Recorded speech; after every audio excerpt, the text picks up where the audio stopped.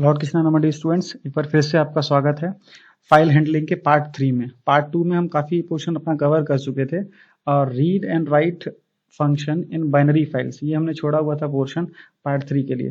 तो आइए देखते हैं आगे से कि right and read binary file में हम कैसे करते हैं, और यहाँ से पहले का सारा पोर्शन हमने कवर किया हुआ है। अगर आपको कोई भी इशू है, कोई प्रॉब्लम है, इससे पहले आपको कुछ समझ में नहीं आया है, तो आप क्लासेस के दौरान हमसे व्हाट्सएप पे मैसेज करके या कॉल करके अपनी डाउट्स क्लियर कर सकते हैं। क्लियर है? Opening and closing of binary files is same as text file opening and closing. While opening any binary file, we have to specify B in file opening mode. देखिए बहुत simple है, जैसा हम लोगों ने अभी टेक्स्ट फाइल्स में पढ़ा था कि अगर हमें कोई भी फाइल ओपन करनी है तो हम एक फाइल टाइप का ऑब्जेक्ट बनाते हैं, ओपन मेथड कॉल करते हैं और उसके अंदर पूरा प्रोसीजर, जो भी फाइल हमें ओपन करनी होती है उसका नाम प्लस उसका मोड, ये सब हम स्पेसिफाई कर देते हैं। सेम कहानी इसमें भी है, बस इसमें सिर्फ एक चेंजेस है कि हमें ओपनिंग जो मोड्स होते हैं उसके साथ बी लगाना पड़ता है। ठीक है, हम उसको बी प्रीफिक्स कर देते हैं, सॉरी पोस्ट फिक्स कर देते हैं, पीछे लगा देते हैं बी, फिर आगे मोड स्पेसिफाई कर देते हैं, वो फाइल फिर बाइनरी मोड में उसी में ओपन हो जाती है। एग्जांपल देख लेते हैं। यहाँ हमने एक बाइनरी फाइल नाम का वेरिएबल बनाया, ऑब्जेक्ट बनाया, फाइल टाइप का जो ऑब्जेक्ट, उसका नाम रखा बाइनरी फाइल। ओपन मेथड के थ्रू एक डीएटी फाइल बना रहे हैं हम, बाइनरी फाइल डीएटी बना रहे हैं, इसका नाम है बाइनरी फाइल डॉट डीएटी, और इसको हम WB प्लस मोड में, मतलब रीड राइट मोड में इसको ओपन कर रहे हैं, और बी इसलिए लगाया है क्योंकि बाइनरी फाइल बन रही है। ठीक है, बाइनरी फाइल और टेक्स्ट फाइल्स क्या होती हैं ये मैं पहले ही समझा चुका हूँ, तो इसमें आपको डाउट नहीं होना चाहिए। एक हमने टेक्स्ट नाम का वेरिएबल बनाया जिसके अंदर वैल्यू रखी है hello 1 2 3। फिर एक एनकोड नाम का वेरिएबल बनाया, उसमें हमने क्या किया, इस टेक्स्ट को एनकोड कर लिया UTF-8 फॉर्मेट में। UTF-8 आपको पता होगा कि हम ACII जो कोडिंग स्टैंडर्ड यूज करते हैं UTF-8 यूज करते हैं। ठीक है, तो हमने क्या किया, इसको यूनिकोड 8 वाले स्टैंडर्ड से यूनिकोड जो आपका है उसको एनकोड कर लिया है। तो ये क्या होगा, एक अलग फॉर्मेट में आपका टेक्स्ट जनरेट हो जाएगा और एनकोड नाम के वेरिएबल में सेव हो जाएगा। फिर हमने क्या किया है कि ये जो फाइल ऑब्जेक्ट है इसको यहाँ कॉल किया है बाइनरी फाइल डॉट राइट, और ये जो भी एनकोडेड हमारा मेथड है इसको हमने सीधा उस फाइल में राइट कर दिया। तो आपका जो भी डेटा एनकोड होके आया होगा वो बाइनरी फाइल में राइट हो जाएगा, बाइनरी फाइल पे लिख जाएगा। ठीक है, आगे हमने क्या किया कि बाइनरी फाइल डॉट सीक 0 हमने स्टार्टिंग से ढूंढना, पोजीशन को स्टार्टिंग पे लेके आए हैं, और जो भी आपका फाइल पॉइंटर था उसको स्टार्टिंग पे लेके पहुंचे। फिर हमने क्या किया कि बाइनरी डेटा नाम का वेरिएबल बनाया और उसके अंदर हमने रीड किया कि binary file dot read function से जो भी डेटा आपकी फाइल में होगा वो रीड होके इस बाइनरी डेटा नाम के वेरिएबल में आ जाएगा। अब क्योंकि हमारा डेटा एनकोडेड था तो उसे नॉर्मली पढ़ा नहीं जा सकता, उसको दोबारा डिकोड करना पड़ेगा। तो उसके लिए हमने क्या किया कि text equal to binary data dot decode, यहाँ जो ऊपर हमने टेक्स्ट प्रिंट करा है वो as it is binary text print हो जाएगा, जो कि रीडेबल फॉर्मेट में नहीं होगा, हमें समझ में नहीं आएगा। बट नीचे जो हमने टेक्स्ट को दोबारा से डिकोड कर लिया है तो ये ह्यूमन रीडेबल फॉर्मेट में आ जाएगा, और हमने उस टेक्स्ट को दोबारा प्रिंट करा लिया टेक्स्ट वेरिएबल से। तो इस पूरे प्रोग्राम में क्या किया गया है कि हमने एक बाइनरी फाइल को ओपन किया, उसके अंदर डेटा लिखा है एनकोड करके, और दोबारा से उसको डिकोड करके पढ़ा है। तो ये एक सिंपल प्रोग्राम है जिसके अंदर हमने binary read write operation perform किया है। इस प्रोग्राम में क्या क्या है, किस वेरिएबल में क्या हुआ, ये सब पूरा आपको थ्योरी यहाँ पे समझाया हुआ है इस क्वेश्चन में, यहाँ से यहाँ तक। तो एक एक करके आप लाइन बाय लाइन पढ़ लेना किस वेरिएबल में क्या हो रहा है। जो मैं बता चुका हूँ वही चीज़ यहाँ रिटर्न वे में आपको दिखा रखी है। क्लियर? आगे देखते हैं। आगे है binary file operations using pickle module. देखिए पिक्कल मॉड्यूल भी एक बहुत इंपॉर्टेंट चीज़ है आपके लिए। इसके लिए आपको इंपोर्ट कराना पड़ता है, जब भी आप फाइल स्टार्ट करेंगे तो इंपोर्ट कराना पड़ता है। इस एक पिकलिंग और अनपिकलिंग प्रोसेस क्या होता है ये हम पढ़ लेते हैं कि Python pickle module is used for serializing and deserializing Python object structure. देखिए हम जो भी पाइथन में बाइनरी फाइल्स में लिखते हैं वो एक नॉर्मल टेक्स्ट तो नहीं होता है, वो बाइनरी टेक्स्ट होता है।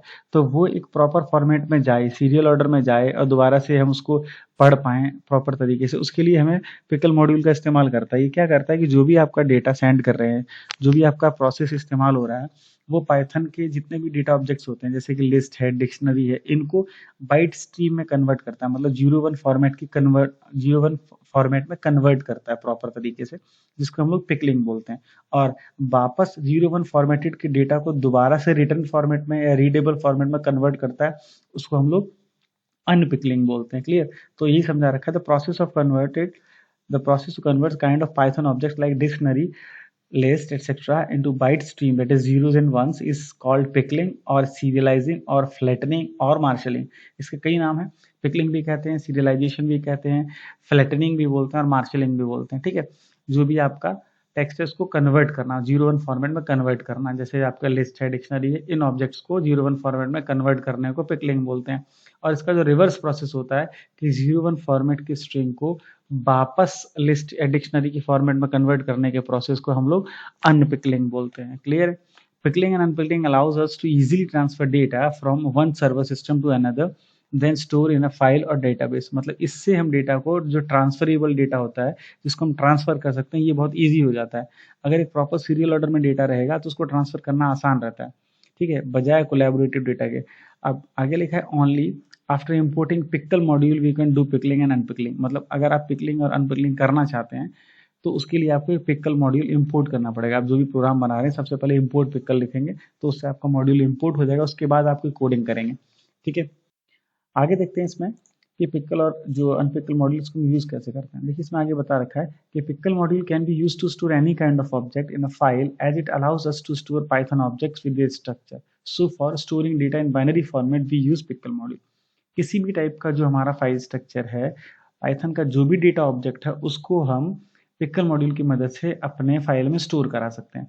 अब ये जो पिकल मॉड्यूल्स होते हैं ये दो फंक्शन यूज करता है। It provides two main methods, दो मेथड होते हैं इसके अंदर।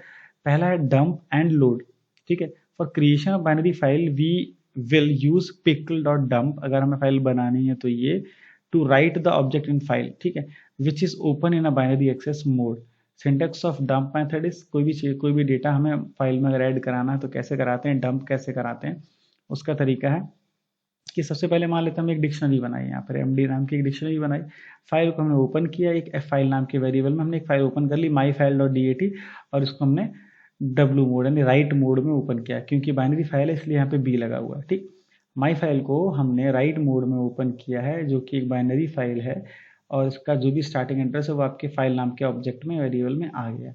हमने क्या किया है कि pickle dot dump MD file, यानी कि जो आपकी लिस्ट है, सॉरी जो डिक्शनरी है, माई डिक्शनरी जो है MD वेरिएबल से, तो इस डिक्शनरी को आप इस फाइल में राइट करना चाहते हैं तो उसका सिंटेक्स ऐसे होता है पिकल डॉट डंप, उसके अंदर क्या लिखना है वो डिक्शनरी कॉमा फाइल, ठीक है, इसको हम इस तरीके से लिख सकते हैं। Then finally file dot close से हमने इस फाइल को क्लोज कर दिया, ठीक है। Once data is stored using dump it can then be use for reading. एक बार अगर आपका डेटा पिकलिंग के थ्रू डंप हो गया है तो उसको दोबारा रीड किया जा सकता है with the help of load. अब लोड का भी एग्जांपल देख लेते हैं कि लोड क्या होता है, कैसे लोड किया जाता है। For reading data from file we use pickle dot load. अगर हमें फाइल से डेटा रीड कराना है तो हम पिकल डॉट लोड मेथड का, लोड फंक्शन का इस्तेमाल करते हैं। कैसे करते हैं देखिए, लोड का सिंटेक्स क्या है कि ऑब्जेक्ट इक्वल टू लोड और फाइल ऑब्जेक्ट, जिस भी फाइल ऑब्जेक्ट में से आपको डेटा लोड कराना है वो और एक ऑब्जेक्ट में हम उसको स्टोर कराते हैं। We need to call load for each time dump was called, ठीक है, जितनी बार भी हमने डंप किया उतनी बार ही हमको लोड भी कराना पड़ेगा। एग्जाम्पल देख लीजिए, जैसे हमने यहाँ पर एक आई फाइल नाम का वेरिएबल बनाया जिसमें हमने फाइल ओपन करी है रीड मोड में, क्योंकि हमें रीड करना है इसलिए हमने रीड मोड में फाइल को ओपन किया। फाइल वही है जिसमें हमने डेटा पिछले वाले एग्जाम्पल में राइट किया था, माई फाइल डॉट DAT। अब देखिए MD1 नाम का एक वेरिएबल बनाया पिकल डॉट लोड, और यहाँ हमने आई फाइल, ये वेरिएबल जो हमें पास करना था, क्योंकि हमने सिंटेक्स में देखा कि फाइल ऑब्जेक्ट पास किया जाता है। तो MD1 के अंदर चीज लोड होके आई है आई फाइल ऑब्जेक्ट से निकल के। हमने यहाँ किया आई फाइल डॉट क्लोज, अब इस हमने फाइल यूज कर लिया, हमारा काम खत्म हो गया तो हमने इसको क्लोज करा दिया, और प्रिंट किया हमने MD1, क्योंकि जो भी रीड हुआ है वो MD1 में आ गया। जैसे आप इसे प्रिंट करेंगे तो जो भी था फाइल के अंदर रिटर्न वे में वो सब यहाँ प्रिंट हो जाएगा। क्लियर? तो ये तो हो गया लोड मेथड कि हम पिकल के थ्रू कैसे डेटा को लोड करते हैं। क्लियर है जी? अब नया टॉपिक, नया देखते हैं इंसर्ट और append records in a binary file. Pickle module को यूज करके हम फाइल के अंदर कैसे डेटा इंसर्ट या अपेंड कराते हैं, ठीक है। एग्जांपल देख लीजिए, बहुत सिंपल है। रोल नंबर नाम का वेरिएबल है जिसमें यूजर से रोल नंबर लिया, उसको इंटीजर में कन्वर्ट किया है। नेम नाम का वेरिएबल है, सिंपल नेम रीड कराया, डायरेक्टली इनपुट करा दिया नेम नाम के वेरिएबल में। और हमने मार्क्स रीड कराए, एंटर मार्क्स, जो भी यूजर डालेगा उसको इंटीजर में कन्वर्ट करके मार्क्स नाम के वेरिएबल में। तो चीजें क्लियर हो, रोल नंबर और मार्क्स जो है वो इंटीजर टाइप के वेरिएबल्स है, और नेम हमारा स्ट्रिंग टाइप का वेरिएबल है, ठीक है। तीनों डेटा रीड करने के बाद हमने एक रिकॉर्ड नाम का वेरिएबल बनाया है, और इस वेरिएबल में हम एज ए डिक्शनरी इसको यूज कर रहे हैं। तो जो हमारे की फील्ड्स हैं, रोल नंबर नाम का एक हमारा जो की है उसकी वैल्यू हम ये वाला रोल नंबर डाल रहे हैं, एक नेम नाम का की है उसमें वैल्यू यहाँ से उठा के डाल रहे हैं, और मार्क्स नाम का एक हमारा की है उसमें वैल्यू यहाँ से उठा के डाल रहे हैं। फर्क देख लीजिएगा, ये हमने कैपिटल्स रखे हैं, ये स्मॉल रखे हैं, जिससे आपको समझ में आए। जो कीज हैं वो कैपिटल से स्टार्टेड है और जो नॉर्मल वेरिएबल्स हैं वो स्मॉल से स्टार्ट है। अब ये डेटा जो है वो हमें राइट करना है, तो हमें फाइल वही ओपन किया अपेंड मोड में, क्योंकि हमें डेटा राइट करना है। पिकल डॉट डंप, और जो रिकॉर्ड राइट करना वो वेरिएबल, कॉमा जिस फाइल में करना वो फाइल, देन एफ क्लोज। ठीक है, तो क्या होगा, जो पहले से डेटा पड़ा होगा उसके लास्ट में जाके एंड में जाके ये डेटा ऐड हो जाएगा। क्यों एंड में? बिकॉज हमने इस फाइल को अपेंड मोड में खोला है, ए मोड में खोला है। आई थिंक क्लियर हो गया होगा आपको कि बाइनरी फाइल में डेटा कैसे ऐड करना होता है। ठीक है जी, आगे देखते हैं। अभी है read records from a binary file pickle module. अब रीड कैसे करना, एग्जांपल हमने पीछे देखा था लोड और डंप वाला, तो लोड के थ्रू हम उसको रीड कैसे करते हैं। जो अभी डेटा हमने राइट किया है, पूरा एक रिकॉर्ड राइट किया था रोल नंबर का, नाम का और मार्क्स का, उसे कैसे रीड करना है। तो देखिए यहाँ पे क्या किया गया कि सबसे पहले फाइल का एक हमने वेरिएबल बनाया फाइल टाइप का, या ऑब्जेक्ट बनाया फाइल का, उसके अंदर फाइल हमने ओपन करी है रीड मोड में, क्योंकि हमें रीड करना है। और एक इनफाइनाइट लूप चलाया वाइल का, क्योंकि पता नहीं कितना एलिमेंट उसके अंदर हो, कब तक हो, तो यूजर की परमिशन से हमने क्या किया है कि वाइल का लूप चलाया कब तक, एंड ऑफ फाइल तक, जब तक आपकी फाइल का एंड ना आ जाए तब तक। ठीक है, क्या किया कि रिकॉर्ड नाम के variable pickle dot load F, इस वेरिएबल से लोड करा करा के हम रिकॉर्ड नाम के वेरिएबल में सेव करा रहे हैं, और जो भी इस रिकॉर्ड वाले में आया है उसको हम प्रिंट करा रहे हैं। तो हमने क्या किया कि रोल नंबर क्या होगा, रिकॉर्ड डॉट रोल नंबर, तो मतलब रिकॉर्ड वाले वेरिएबल में से जो रोल नंबर की है उसकी वैल्यू। इसी तरीके से नेम में रिकॉर्ड वाले वेरिएबल में से नेम की वैल्यू, मार्क्स में रिकॉर्ड वाले वेरिएबल से मार्क्स की वैल्यू। और ये एक्सपेक्ट कब तक करना, एंड ऑफ फाइल तक, जब तक एंड ऑफ फाइल आती है तब ये ब्रेक होगा, अदरवाइज ये कंटिन्यूस चलता रहेगा। मतलब कंटिन्यूस चलाने का मतलब क्या है, वाइल को लगातार चलाने का, या ऑलवेज ट्रू, इसका मतलब इनफाइनाइट चलाने का मतलब क्या हुआ कि जितने भी रिकॉर्ड होंगे हम वो सारे रिकॉर्ड प्रिंट करना चाहते हैं, जब लास्ट हो जाएगा, एंड हो जाएगा, तब ये ऑटोमेटिकली ब्रेक होके बाहर आएगा और फाइल क्लोज हो जाएगी। देखिए जब एंड हो जाएगा, एंड ऑफ फाइल, तो ये ब्रेक होके बाहर आ जाएगा। क्लियर? जितने भी रिकॉर्ड ऐसे हैं उन्हें हम प्रिंट कराना चाहते हैं, तो इस प्रोग्राम के थ्रू जो भी आपकी फाइल में लिखा हुआ है पिकल मॉड्यूल को यूज करके हम उस फाइल से डेटा को अपनी स्क्रीन पर प्रिंट करा सकते हैं। बहुत ही सिंपल एग्जाम्पल था। अभी बिल्कुल नया टॉपिक है, इसको हम लोग CSV फाइल बोलते हैं। इसके बारे में आप लोग जानते भी होंगे, आपने सुना भी होगा कि हम जो कॉन्टैक्ट्स वगैरह सेव करते हैं फ़ोन में, और उसको अगर हम एक्सपोर्ट करना चाहें तो वो CSV फाइल क्रिएट कर देता है। CSV फाइल होता क्या है, इससे पहले शायद आप लोगों को इसका फुल फॉर्म भी ना पता हो। CSV फाइल होता है कॉमा सेपरेटेड वैल्यूज, मतलब ऐसी फाइल्स, ऐसा डेटा जिसको हम लोग कॉमा सेपरेटेड वैल्यूज होती हैं, कॉमास के द्वारा सेपरेट की जाती हैं, उन्हें हम एक फाइल में स्टोर कर सकते हैं और आगे चल के यूज कर सकते हैं। तो क्या होता है CSV फाइल, एक बार इसके बारे में थोड़ा डिटेल में पढ़ लेते हैं। Comma separated values is a file format for data storage which look like a text file. The information is organized with one record, one each line and each field is separated by commas. ठीक है, मतलब एक normal text file की तरह लगता है, normal text file की तरह फाइल दिखती है, लेकिन इसमें होता क्या है कि जो इन्फॉर्मेशन होती है वो वन रिकॉर्ड के अकॉर्डिंगली ऑर्गेनाइज होती है, मतलब रिकॉर्ड वाइज ऑर्गेनाइज होती है, और हर फील्ड को कॉमा से सेपरेट किया जाता है। ठीक है, रिकॉर्ड वाइज ऑर्गेनाइज होने का मतलब क्या है कि सपोज एक लाइन में हमने लिखा है किसी बंदे का नाम, उसका फोन नंबर, अगली लाइन से फिर दोबारा नाम, फिर फोन नंबर, तो ये हमारे पास दो फील्ड हो गए, एक फील्ड हो गया नेम, दूसरा फील्ड हो गया फोन नंबर। और जितने रिकॉर्ड हम सेव करते जाएंगे उतने हमारे पास रिकॉर्ड्स हो जाएंगे। एक लाइन में हम एक ही रिकॉर्ड सेव करेंगे, ऐसा नहीं एक ही लाइन में हम दो लोगों के नंबर या दो लोगों के नाम लिख लें। एक लाइन में सबसे ऊपर से शुरू करते हैं अगर हम, तो एक लाइन में पहले नाम लिखते हैं, फिर उसके आगे उसका नंबर लिखते हैं, नाम लिखा, कॉमा लगाया, फिर उसका नंबर, एंटर मारा, अगली लाइन में आए नाम, कॉमा, फिर नंबर। ठीक, एक फील्ड हो गया हमारा नाम का, दूसरा फील्ड हो गया मोबाइल नंबर का। क्लियर है? तो ऐसे करके हम वैल्यूज को सेपरेट करते हैं। जहां पर वैल्यूज को ऐसे लिखा जाता है कॉमा सेपरेट करके, उसको हम लोग CSV फाइल बोलते हैं। और अधिकतर फोन्स तो उसको ऑटोमेटिकली क्रिएट कर देते हैं, आपके जो भी कॉन्टैक्ट सेव हैं आप उसको एक्सपोर्ट करिए तो ऑटोमेटिकली CSV फाइल क्रिएट हो जाती है। फिर आप उसे दूसरे फोन में ट्रांसफर कर सकते हैं, अपने मेल्स पे अपलोड कर सकते हैं, वगैरह वगैरह। ठीक है, इसकी कैरेक्टरिस्टिक्स देखिए क्या क्या होती हैं, विशेषताएं। One line for each record, मतलब हर एक रिकॉर्ड के लिए एक लाइन होती है, एक लाइन में आप एक से ज्यादा रिकॉर्ड नहीं लिख सकते। कॉमा सेपरेटेड फील्ड्स, जो भी फील्ड्स होते हैं वो कॉमास द्वारा सेपरेट किए जाते हैं। Space characters adjacent to commas are ignored. ठीक है, कॉमा के अगल बगल में कोई स्पेस आ जाता है, गलती से छूट जाता है, तो उसको इग्नोर कर दिया जाता है। Fields with built in commas are separated by double quotes characters. ठीक है, ऐसे फील्ड जिनमें पहले से ही कॉमा लगा होता है तो उसको डबल कोट्स के थ्रू सेपरेट किया जाता है। ठीक, अब आगे व्हेन वी यूज CSV, हम कब इस्तेमाल करते हैं, when data has a strict tabular structure. जब डेटा का टेबुलर स्ट्रक्चर होता है तब हम उसको CSV फाइल के फॉर्मेट में, टेबुलर मतलब टेबल के फॉर्म में जो चीज होती है, मतलब एक कॉलम, दो कॉलम, तीन कॉलम, ऐसे अगर कॉलम वाइज डेटा होता है तो हम उसको CSV फॉर्मेट यूज करते हैं। To transfer the large database between programs, अगर कोई बड़ा डेटाबेस है हमें प्रोग्राम्स में ट्रांसफर करना है, एक जगह से दूसरी जगह ले जाना है, तो ऐसे डेटा फाइल ले जाना खाली काफ़ी कॉम्प्लिकेटेड भी होता है, और हो सकता है कि वहाँ पर जाके वो फॉर्मेट सपोर्ट करे कि ना करे, ये भी डर रहता है। ठीक है, डेटाबेस में हो सकता है लोग अलग अलग पैकेजेस यूज़ कर रहे हो, फाइल प्रॉपर ना बनी, तो वो CSV फॉर्मेट में सपोर्ट की जाती है। CSV फॉर्मेट से एक नॉर्मल टेक्स्ट फाइल बनती है, तो दूसरी जगह पर जाके दोबारा से एक नॉर्मल टेबल का या टैबुलर स्ट्रक्चर ले लेती है। तो import and export data to office applications, क्यूडॉक मॉड्यूल्स, तो जो भी आपका इम्पोर्ट एक्सपोर्ट होता है डेटा का ऑफिस एप्लीकेशंस में, उनमें ये CSV फॉर्मेट ही यूज़ किया जाता है।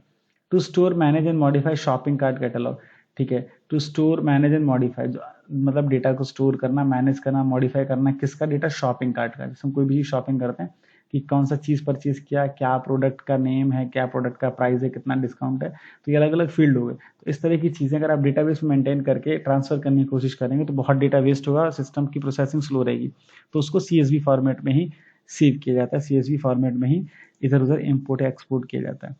CSV के एडवांटेजेस दिखा रखे हैं कि CSV is a faster to handle, ठीक है जी, टेक्स्ट फाइल होती है तो उसको हम नॉर्मली हैंडल कर सकते हैं। स्मॉलर इन साइज, साइज भी छोटा होता है। इजी टू जनरेट, क्योंकि टेक्स्ट फाइल है ACIA फॉर्मेट की होती है तो नॉर्मली जनरेट भी हो जाती है। Human readable and easy to edit, ठीक है, ह्यूमन रीडेबल भी होती है, हम उसे आसानी से चेंजमेंट भी कर सकते हैं, एडिट भी कर सकते हैं।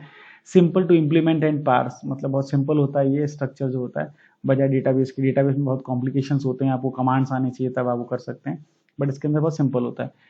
CSV is processed by almost all existing applications, हाँ आजकल जितने भी एप्लीकेशंस आ रहे हैं सब CSV जो आपका फॉर्मेट है उसको समझते हैं और सपोर्ट करते हैं। तो लगभग सभी एप्लीकेशन इस चीज़ को प्रोसेस करते हैं, सपोर्ट करते हैं। अच्छा, अब इतने एडवांटेजेस हो गए, अब डिसएडवांटेजेस देखते हैं CSV के क्या होते हैं। No standard way to represent binary data, binary data को रिप्रेजेंट करने का कोई स्टैंडर्ड वे नहीं होता है CSV में। There is no distinction between text and numeric values, ये बात बिल्कुल सही है। आप CSV के डेटा के ऊपर कोई अलग अलग ऑपरेशन परफॉर्म नहीं कर सकते, एडिशन सब्ट्रैक्शन इस तरह का नहीं, वो हर एक चीज को टेक्स्ट या न्यूमेरिक को भी टेक्स्ट ही समझता है, ठीक है। Poor support for special characters and control characters, जो स्पेशल कैरेक्टर्स होते हैं वो अलाउड नहीं होते हैं, तो उनकी सपोर्ट बहुत कम रहती है। कुछ ही कैरेक्टर्स अलाउड होते हैं, सारे कैरेक्टर्स अलाउड नहीं होते CSV में। CSV allows to move most basic data only. Complex configuration cannot be imported and exported this way. ये भी थोड़ी देर पहले मैंने कहा था कि डेटाबेस को अगर हम नॉर्मली ट्रांसफर करते हैं तो कॉम्प्लिकेट हो जाता है, तो जो कॉम्प्लिकेटेड चीज़ें होती हैं वो हम इससे ट्रांसफर नहीं कर पाते हैं। सिंपली जो नॉर्मल टेक्स्ट बेस्ड डेटा होता है उसको हम इधर से उधर ट्रांसफर कर लेते हैं। Problems with importing CSV into SQL, CSV files को हम SQL में इंपोर्ट नहीं कर सकते हैं। नो डिस्टिंक्शन बिटवीन नल और कोट्स, इसके अंदर प्रॉब्लम क्या रहती है, नल को या कोट्स को ये प्रॉपर हैंडल नहीं करता CSV फॉर्मेट, इसलिए इसकी फाइल्स को, इसके डेटा को SQL में एक्सपोर्ट नहीं किया जा सकता, इंपोर्ट नहीं किया जा सकता, ठीक है जी। आगे देखते हैं। Writing and reading operations from text file is very easy. First of all we have to import CSV module for the file. अच्छा, अगर आपको CSV फॉर्मेट में डेटा बनाना है प्रोग्रामिंग के थ्रू तो उसके लिए आपको CSV मॉड्यूल इंपोर्ट करना पड़ता है, ठीक। फॉर राइटिंग बाकी प्रोसेस सेम रहता है जैसा हम लोगों ने पढ़ा था, बट इसके अंदर क्या है कि अगर आपने CSV मॉड्यूल यूज किया तो आप नॉर्मल राइट मेथड यूज नहीं कर सकते, आपको CSV.writer मेथड इस्तेमाल करना पड़ेगा, क्लियर। देखिए, for writing we open the file in W, that is writing mode using open, ये तरीका वही है, जो फाइल हमें ओपन करनी है उसका एक्सटेंशन हमने CSV देख लिया। A.CSV को राइट मोड में हमने यहाँ ओपन किया, मतलब हम CSV फाइल बनाना चाह रहे हैं। Then CSV.writer method we create writer object to call writer row method to write objects, मतलब सबसे पहले हम CSV राइटर इस्तेमाल करते हैं लिखने के लिए कोई भी डेटा, और राइटर रो इस्तेमाल करते हैं एक एक रो इंसर्ट कराने के लिए, क्लियर। तो अभी जैसे बताया था कि CSV में फॉर्मेट जो है रो वाइज होता है, तो उसमें एक लाइन में एक ही रो आती है, ठीक है जी। देखते हैं कैसे। Similarly for reading we open the file in R mode, वही तरीका R मोड में ओपन करते हैं, और CSV जो रीडर होता है उससे हम रीड कराते हैं। कैसे कराते हैं, एग्जाम्पल देख लीजिए। सबसे पहले इंपोर्ट CSV करा, फाइल हमने ओपन करी, न्यू फाइल नाम के वेरिएबल में आ गया उसका स्टार्टिंग एड्रेस। फिर हमने क्या किया कि न्यू फाइल राइटर नाम का एक वेरिएबल बनाया, न्यू फाइल राइटर, उसके अंदर हम क्या कर रहे हैं CSV.writer और न्यू फाइल, ठीक। CSV.writer के थ्रू हम उसके अंदर लिखने की कोशिश कर रहे हैं, किसके अंदर, न्यू फाइल वाले ऑब्जेक्ट के अंदर, ठीक है। क्या लिखना चाह रहे हैं, new file writer dot writer row, मतलब इस वाला new file writer dot writer row, मतलब एक रो इंसर्ट कराना चाहते हैं, इसके अंदर पहला फील्ड होगा यूजर आईडी, दूसरा फील्ड होगा बेनिफिशियरी, ठीक। और इसी तरीके से new file writer dot writer row, अगली रो में हम लिखना चाह रहे हैं 1 XYZ, मतलब उसका यूजर आईडी 1 है और बेनिफिशियरी का नाम XYZ। इसी तरीके से अगली रो में हम फिर से उसका यूजर आईडी जो है वो 2 और बेनिफिशियरी का नाम PQ और कुछ भी, और लास्टली जितना हमें रिकॉर्ड ऐड करने थे उतना हमने इसी प्रोसीजर में आगे तक लिख दिए और फाइनली हमने इसे क्लोज कर दिया। ठीक है, तो एक कंप्लीट CSV फाइल बनेगी जिसके अंदर हमने अलग अलग रोज में अलग अलग इन्फॉर्मेशन डाली हुई है। ठीक, अलग अलग रिकॉर्ड्स इंसर्ट करा रखे हैं। अब इन रिकॉर्ड्स को रीड करने के लिए हमें CSV का रीडर मॉड्यूल यूज करना पड़ता है। तो CSV तो हमने ऑलरेडी इंपोर्ट करा ही रखा है, एक नया वेरिएबल बनाया, उसके अंदर फाइल हमने ओपन करी। ठीक है, न्यू फाइल इसलिए क्योंकि हम इसके अंदर फाइल को ओपन करना चाहते हैं, रीड करना चाहते हैं, इसलिए इसको R मोड में ओपन किया गया। ठीक है जी, देन क्या किया है कि new file reader equal to CSV dot reader, मतलब अब इसका रीडर हमने CSV जो हमने इंपोर्ट किया है CSV मॉड्यूल, उसके हमने रीडर फंक्शन को कॉल किया और वही हमने न्यू फाइल वाला फाइल ऑब्जेक्ट पास किया। देन अब यहाँ लूप लगेगा क्योंकि हो सकता है इसके अंदर कितने रिकॉर्ड हो, तो for row in new file reader, इस न्यू फाइल रीडर में जितने भी डेटा आया उसमें रो वाइज हमें प्रिंट करना है। तो for each row in new file reader, और क्या किया कि प्रिंट रो, हर एक रो हमने प्रिंट कराई। तो लूप के थ्रू जितने भी रिकॉर्ड इसके अंदर स्टोर हुए होंगे सब प्रिंट हो जाएंगे और फाइनली जब हमारा ऑपरेशन खत्म हो जाएगा तो लूप से बाहर आके हमने फाइल पॉइंटर को क्लोज करा दिया। तो ये हो गया CSV फाइल। इसके अंदर मैंने कोशिश की कि एग्जाम्पल आपको बहुत अच्छे से समझा दिया जाए ताकि आप खुद भी अगर प्रैक्टिकल करने बैठो कहीं अटको तो वीडियो को आप आगे पीछे करके पॉज करके समझ सकते हो और अपना प्रोग्राम खुद बना के रन करा सकते हो। कोशिश करिएगा अब तक जितने भी हमने टॉपिक्स कवर किए हैं मैंने कोशिश की कि सब में मैं एक ना एक एग्जाम्पल रखूं। तो इसी कोड को जो भी आपको एज एग्जाम्पल दिया है हर एक टॉपिक से रिलेटेड जहां ना भी एग्जाम्पल है उसे अपने सिस्टम पे रन करिए, उसके लिए टाइम निकालिए, प्रोग्रामिंग करिए। इस दौरान अगर आपको कुछ समझ में नहीं आता तो मुझे बताइएगा, मैं इसके लिए एक नया वीडियो बना दूंगा जिसमें मैंने प्रैक्टिकल करके भी दिखा दूंगा। बट आपको खुद पहले एक बार पढ़ना है, कॉपी और वीडियो की मदद से आपको नोट्स बनाने हैं और खुद एक बार सारे प्रैक्टिकल करके देखने हैं। अगर आपके पास अवेलेबल नहीं है सिस्टम या कोई प्रॉब्लम है तो आप मुझसे कॉन्टैक्ट करिए, फिर मैं आपको उसका सोल्यूशन बताऊंगा। तो वीडियो देखने के लिए बहुत बहुत धन्यवाद। Thank you so much for watching this. और आप जब भी चाहें तो you are most welcome and feel free to contact me. Contact numbers are given here. ये आपका नंबर है, मेल आईडी है, आप जब चाहें तब बात कर सकते हैं, कॉल कर सकते हैं और क्लासेस के दौरान मैसेजेस करके अपनी समस्याओं का समाधान प्राप्त कर सकते हैं। धन्यवाद। सेफ रहिए, घर पे रहिए, सुरक्षित रहिए। Thank you so much for watching.